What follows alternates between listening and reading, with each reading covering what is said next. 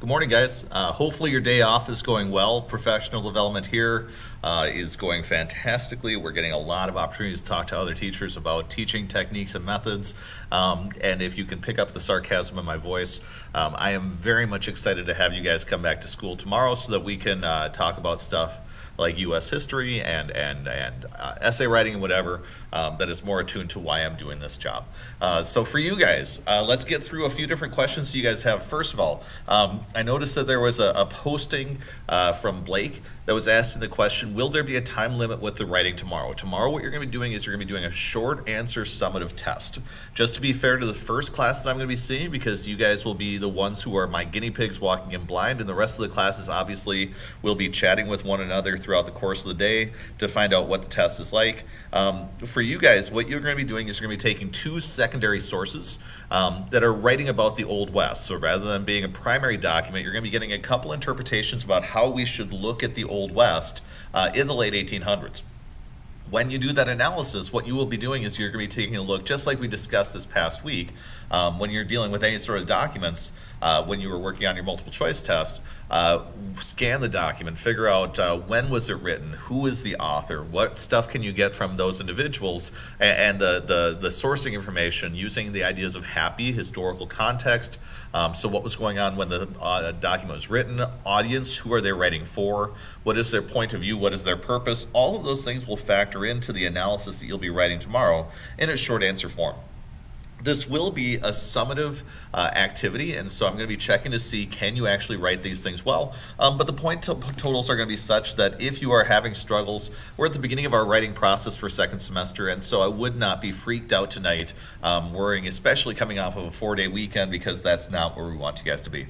Also, by the way, if you've noticed in the news, we just celebrated the Martin Luther King holiday, and so hopefully you were picking up on news and ideas that were happening with that, and if you follow my Twitter feed, there is a number of different things floating through my Twitter feed that you might have noticed as well coming for the Martin Luther King Day. But let's take a look at your ideas first of all with your writing. It will be a timed write. You'll be getting about 12 to 13 minutes to read the question, write your answers in a one-page set where you'll get a set of lined paper with a border around the outside, and you're not allowed to go outside the border while you're doing your writing. It will be on the topic of the Old West, so it will be an essay topic dealing with chapter 26 in its entirety, and so it's not going to be like a specific group or an idea, but holistically writing about how we should interpret the West is going to be your key when you take a look at this question. So let me start running through the questions that have been posted so far. Period 4 from first semester, Kirsten's got a question about the Sherman Antitrust Act. And the way to simply think about the Sherman Antitrust Act is by the late 1800s, monopolies have gotten so big that they are very much catching the attention of the farmers and people who are working as factory workers, and they're all very mad, and they're demanding some sort of action from the federal government. Your problem, though, is the federal government is being influenced by the individuals who own the monopolies. They're being given contributions for running their campaigns. They are very much closely aligned with them. Some would say bribery. Some would just say that they are in the same spheres, because oftentimes it's those businesses that are helping to put people into positions of office, kind of like a political machine. But however the case is, the Sherman Antitrust Act happened after the Munn versus Illinois court case, Wabash court case as well, where it was determined by the federal government that if we're going to regulate monopolies, it must be done by the federal government if they're involved in interstate trade. So you learned about the Interstate Commerce Act that created the Interstate Commerce Commission. The Sherman Antitrust Act is the next step in that, where it's trying to create a regulation on monopolies, but it's also working in a way to try to prevent those monopolies from being undermined too much by the regulations. So what they define in the Sherman Antitrust Act is if there's any business that because of the combination they've created creates a restraint in trade, they have then violated the Sherman Antitrust Act. Part of the reason why it's difficult to study that then is because the wording is vague, and the reason why the wording is vague is precisely so that a politician has now created a law for a business that with the right attorneys could use that language and make sure that their business doesn't get affected by the Sherman Antitrust Act. You can create things like a holding company in a certain state that might keep you safe. You might have these interlocking directorates that make the ownership of your business look really murky, or in the case of creating a restraint of trade, how much is needed for this law is going to be your interpretation. So when it came to the Sherman Antitrust Act, the first time they tested this out with a monopoly was the E.C. Knight Company. So there's a court case, U.S. versus E.C. Knight, where this sugar production company was accused of having a monopoly, but because they only own 98% of the sugar production inside the United States, they weren't defined as being a trust because they didn't have a complete combination of trade that then restrained the markets, preventing you from getting your hands on other types of sugar. So they were allowed to remain a trust, even though they owned almost every company selling sugar in the United States. On the other hand, the first time the Sherman Antitrust Act was used was in the Panic of 1893, when you had a gigantic railroad strike like the one that we had in the 1870s, and we're going to have the courts put down an injunction on the strikes to try to get them to go back to work. But then the first court case that was used for this was a court case that argued that the strikers themselves were acting in a combination to restrain trade by shutting down all the train traffic in the United States. And if you remember from your textbook, that's when Grover Cleveland decided to put a mail car onto every train so he could use that as another piece of leverage to break the strike, because it was taking a crash and making it significantly worse. So that's what the Sherman Antitrust Act is. It's the first attempt to break up monopolies, but it's got so many big loopholes in it that it's very easy to avoid any sort of prosecution. This law, though, is going to be used by Teddy Roosevelt coming up in a couple chapters, where he's going to use this law then to try to figure out ways to start unwinding monopolies, and he'll start breaking up monopolies or trusts. He'll become a trust buster, and he'll use the Sherman Antitrust Act along with other brand new laws of the early 1900s to start breaking up monopolies. So hopefully that just helps out with the Sherman Antitrust Act. Feel free to post a follow-up question if you've got one. Let me take a look here. That was period 2 that is now done. Period 4, and this is taking a look at the old Schoology page. So if you post it underneath this new Schoology page for second semester, I'll be taking a look at that page as well to see if I'm missing any other questions. Period 5 has no questions, and period 6, I've got a few different questions here.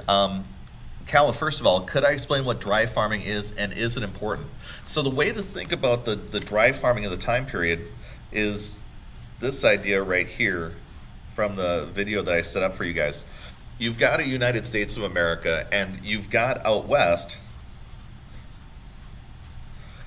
those mountain ranges that I described for you. Cascades in the north, Sierra Nevadas in the south, and then the Rockies that come down in a massive swath that comes out west. And what I mentioned to you inside the video lecture was something called the 100th meridian out west. And the 100th meridian is kind of that water spot where east of that line, you're going to be finding that people are able to get enough water to be able to farm. Out west of that line, they're going to run into significant drought issues. Although during this time period that they start settling, they start having abnormally large amounts of rain, which gives a lot of people some false scientific hope, where a lot of railroad companies are telling farmers that the rain will follow the plow. So if they cut a path in the ground to farm stuff, that the water will then release, go up to the clouds, and the clouds will rain. For a few years, the climate cooperates with that, and then eventually the weather is going to turn, and people are going to be dealing with droughts and problems out west.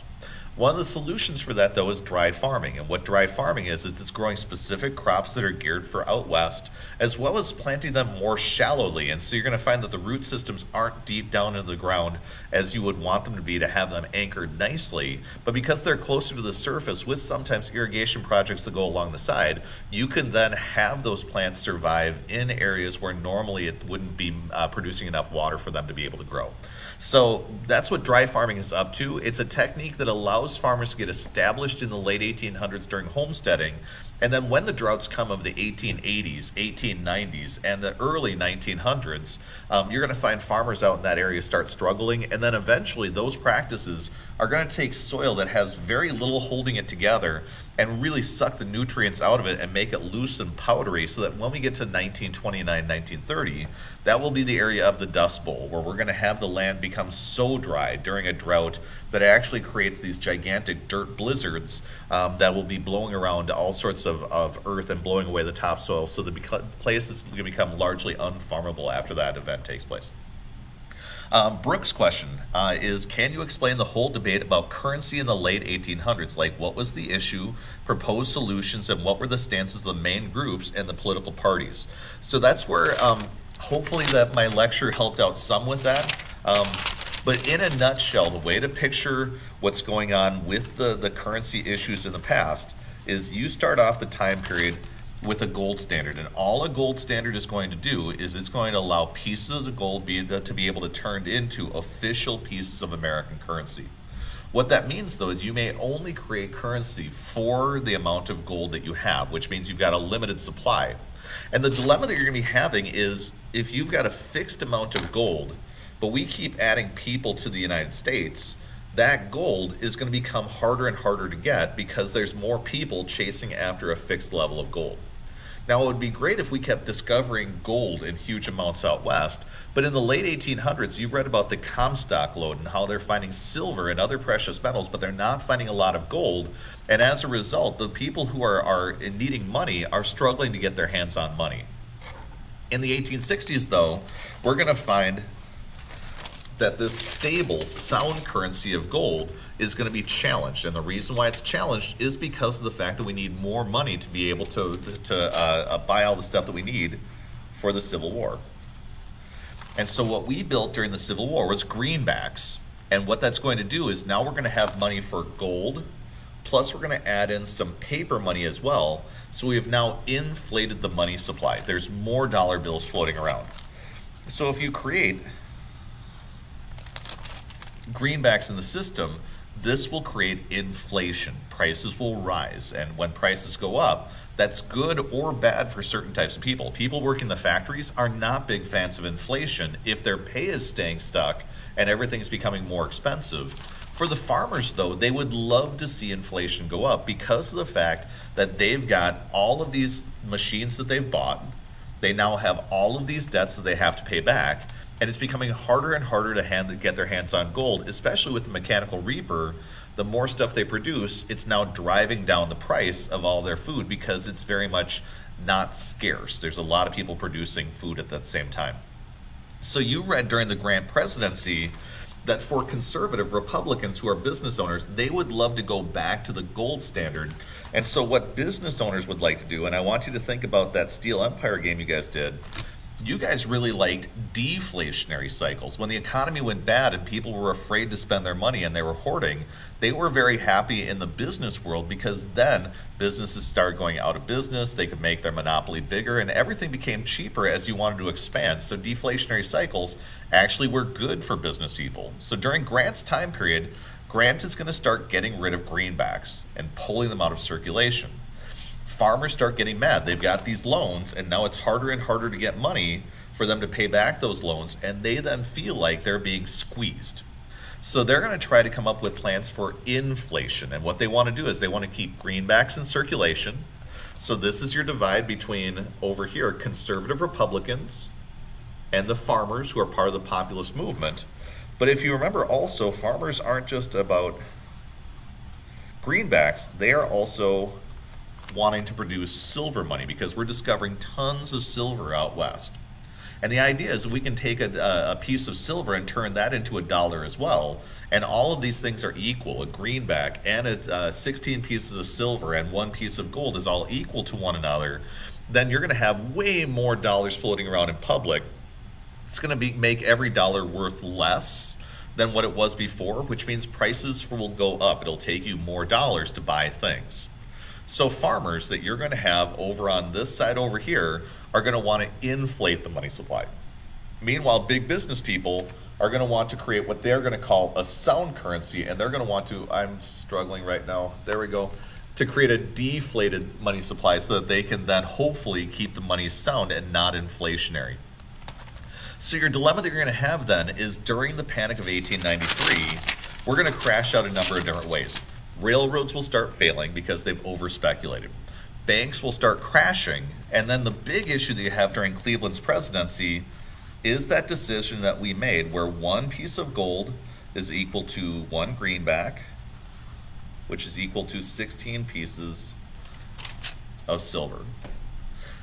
The problem with this equation is we've been discovering all sorts of silver in the late 1800s, and so really what that scale should be is 1 piece of gold is equal to 1 greenback, which is equal to whatever the current market value of silver is. Because in the real world,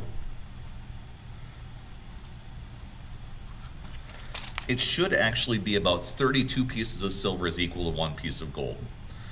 So in the Panic of 1893, it was already bad. Railroads are failing, banks are failing, but then with the Sherman Silver Purchase Act, a deal was set up where you could go to the bank, and if you brought in 16 pieces of silver, you could give them half the amount of silver you would normally need to get a chunk of gold, but they would give you, for 16 pieces of silver, 1 greenback. And then you could trade in that 1 greenback for 1 piece of gold. So it would be kind of like if a business today was offering you a deal, bring in 2 quarters and we'll give you $1. You'd go there and cash in all of your quarters. That business would go bankrupt, but you would be happy that you were given the chance to cash out if you actually had the quarters to be able to do that. JP Morgan and other bankers start cashing out our gold. And eventually we're going to have a treasury that wants to have $100 million in its bank account drop to about $40 million. And it's about 2 weeks away from going bankrupt during Cleveland's presidency. And Grover Cleveland hated monopolies, but he had to go to JP Morgan and beg him for a loan.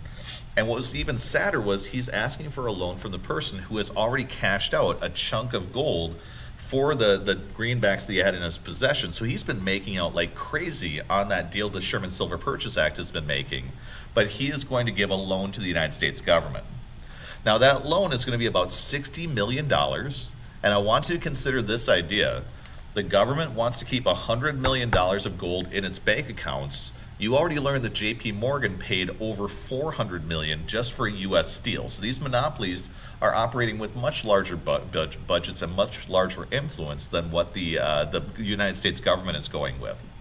So Cleveland is going to take a loan from JP Morgan, hugely embarrassing. The economy is going to crash, and then he is going to get rid of the Sherman Silver Purchase Act. For farmers then, the farmers are back in a panic.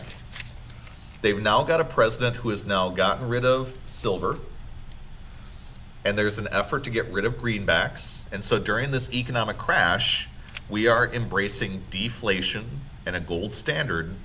And this is for farmers who are already this close to going bankrupt, and they're becoming radical because we've crashed in 1873, 1883, and 1893. This is where your populist party comes from. So the populists are going to be arguing for the unrestricted coining of silver money in the late 1800s. And they don't care that it was about to bankrupt our country. They realize they're about 1 or 2 years away from going bankrupt. They're just looking to survive. And that's where the Democratic Party has to make a decision. These farmers have always voted Democratic. Now they are on the verge of splitting off different directions with a brand new party. And the Democrats are going to go with the populists. And they're going to move in a much more liberal or left-wing direction when it comes to trying to aid the common people of the United States with more radical ideas for how we should fix our economy. Hopefully that helps out with that idea. I am really glad, Brooke, that you asked about that, because typically that is the most complicated element that you will find inside this chapter. And so hopefully I explained it well enough to make sense to you. If you have any sort of questions beyond that, feel free to post so I can take a look at them. Let me see if I've got any other questions that are posted here, though. I don't see anything for period 5, nothing for period 2, period 4. We've already covered that one. So I'm going to be taking a look at my second semester courses to see how you guys are doing.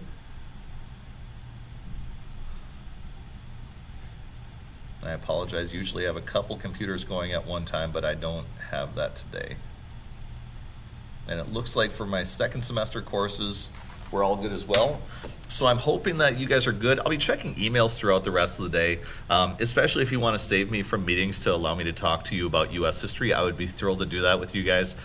For you guys, though, when you think about tomorrow, it is a summative activity, but it's the first of many that we're going to be doing. And so there's going to be a lot of points in that category, and there's a lot of growth to be done. And so if you realize that tomorrow is a little bit nerve-wracking for you, come to class to do your best, and then pay attention from this point forward. Class for the remainder of our time is all about your metacognition. Your graduate credit, your college credit is yours. And so if you are discovering that there are areas you're struggling with, content knowledge or writing strategies or retention or whatever, now is really the time for you to take the horse by the reins and let me know what it is that you need help with, and I'd be happy to help you out. Thanks again for doing the work that you're supposed to be doing today. I hope that this helped you out to get you ready for tomorrow, and I look forward to seeing you then. Have a great day off. Bye.